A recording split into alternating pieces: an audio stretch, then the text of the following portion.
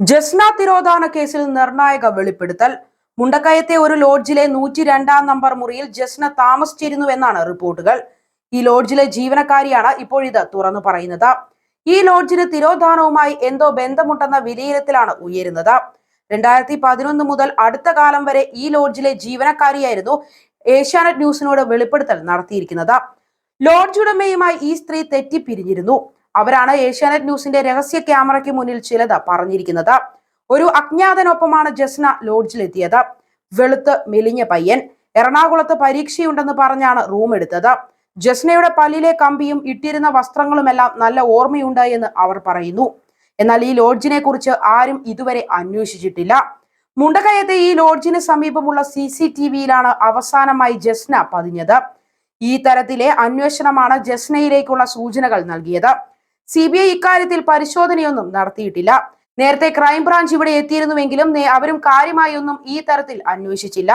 ജസ്നയെ അവസാനമായി കണ്ട CCTV-ക്ക് തൊട്ടടുത്തുള്ള ലോഡ്ജുകളിൽ ആരും അന്വേഷിക്കാത്തതിലെ അട്ടിമറിയാണ് പുതിയ വെളിപ്പെടുത്തൽ ചർച്ചയാക്കുന്നത്.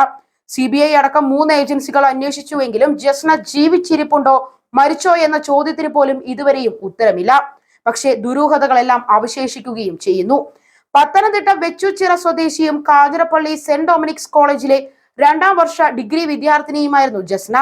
2018 മാർച്ച് 22-ന് രാവിലെ മുണ്ടക്കയത്തിനടുത്ത് പുഞ്ചവയലിലുള്ള ബന്ധുവീട്ടിലേക്ക് എന്ന് പറഞ്ഞ വീട്ടിൽ നിന്ന് ഇറങ്ങിയതാണ്. രാവിലെ 9 മണിയോടെയാണ് ജസ്ന വീട്ടിൽ നിന്ന് ഇറങ്ങുന്നത്. ആദ്യം ഒരു ഓട്ടോയിൽ കയറി മുക്കൂട്ടുതറയിൽ, അവിടെ നിന്ന് ബസ്സിൽ കയറി എരുമേലിയിലെത്തി. അവിടെ നിന്ന് ശിവഗംഗ എന്ന ബസ്സിൽ കയറി മുണ്ടക്കയം ഭാഗത്തേക്ക് പോയി. മുണ്ടക്കയത്ത് നിന്ന് 5 കിലോമീറ്റർ മുൻപുള്ള കണ്ണിമല എന്ന സ്ഥലത്ത് ബസ് എത്തിയപ്പോൾ അതിൽ ജസ്ന ഇരിക്കുന്നതായി CCTV ദൃശ്യങ്ങളുണ്ട്. പഠിക്കാനായി ബന്ധുവീട്ടിലേക്ക് പോകുന്നുവെന്നാണ് പറഞ്ഞിരുന്നത്. പക്ഷെ ജസ്ന വീട്ടിൽ നിന്ന് ഇറങ്ങിയപ്പോൾ സ്വന്തം മൊബൈൽ ഫോൺ പോലും വീട്ടിൽ നിന്ന് എടുത്തില്ല. അതുകൊണ്ട് തന്നെ യാത്ര വളരെ ദുരൂഹമാണ്. 9 മണിയോടെ ജസ്ന വീട്ടിൽ നിന്ന് ഇറങ്ങിയെങ്കിലും വൈകിട്ടും തിരിച്ചെത്താതെ വന്നതോടെയാണ് തിരച്ചിൽ തുടങ്ങിയത്. രാത്രി 8 മണിയോടെയാണ് ആദ്യം പോലീസിനെ അറിയിക്കുന്നത്. അതായത് ജസ്ന വീട്ടിൽ നിന്നിറങ്ങി അതിനിർണായകമായ 11 മണിക്കൂറുകൾ അതിനോടകം തന്നെ നഷ്ടപ്പെട്ടിരുന്നു. ജസ്ന ആത്മഹത്യ ചെയ്തു എന്നാണ് ലോക്കൽ പോലീസ് വിശ്വസിച്ചത്. ഫോൺ ഉപേക്ഷിച്ചു പോയതും വസ്ത്രങ്ങൾ എടുക്കാതെ വീട്ടിൽ നിന്നിറങ്ങിയതുമെല്ലാം അതിന്റെ സൂചനയായി അവർ കണ്ടു. പിന്നീട് ജസ്നയുമായി ബന്ധപ്പെട്ട് പല കഥകളും പുറത്തു വരികയും ചെയ്തു. ക്രൈംബ്രാഞ്ച് അന്വേഷണത്തിനിടയിൽ ADGP ടോമിൽ തച്ചക്കറിയും SP KG സൈമണും ജസ്നയെ കുറിച്ച് നിർണായക വിവരങ്ങൾ ഉള്ളതായി വെളിപ്പെടുത്തിയത് വലിയ പ്രതീക്ഷ നൽകി. പക്ഷെ അതുമൊന്നും ഫലത്തിൽ തെളിഞ്ഞില്ല.